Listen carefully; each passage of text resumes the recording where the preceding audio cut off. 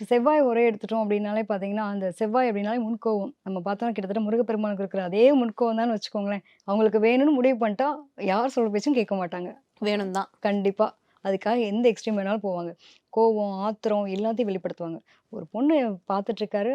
அந்த பொண்ணு கவனிக்கல. இவரு கூட வந்துட்டு ஒரு கம்யூனிகேஷனுக்கு வரல அப்டின்னா கூட, அந்த ஒட்டுமொத்த கோவத்தையும் வீட்ல வந்து காட்டுவாரு பாருங்களேன். எரிஞ்சு எரிஞ்சு விழுவாரு, கோவப்படுவாரு, எல்லாத்தையும் தூக்கி அடிக்கிறது, முன்கோவம் பயங்கரமா வரும். அவங்களுக்கு ஒரு விஷயம் வேணும்னா, எந்த எக்ஸ்ட்ரீமுக்கும் போயிட்டு, இந்த ஆள வச்சு கடத்தி தூக்குறது, வண்டியில புடிச்சு தூக்கிட்டு போறதெல்லாம், நீ இந்த விக்ரம் படத்துல வர மாரின்னு வச்சுக்கோங்களேன். சேது படத்துல வர மாரி. கூட்டிட்டு போயிட்டு நான் என்ன சொல்ல வரேன்னு கொஞ்சம் புரிஞ்சுக்கோயேன் அப்படின்னு கேட்கிற மாரி பிள்ளைங்கலாம் பார்த்தீங்க அப்படின்னா, இந்த செவ்வாய் உரையில இருப்பாங்க.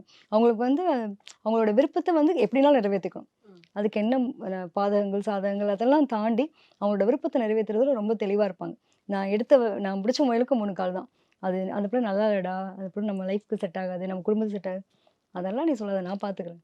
அப்படின்ற அளவுக்கு ஒரு விடாப்பிடியா ஒரு விஷயத்த செஞ்சு முடிக்கக்கூடியவங்க பார்த்தீங்க அப்படின்னா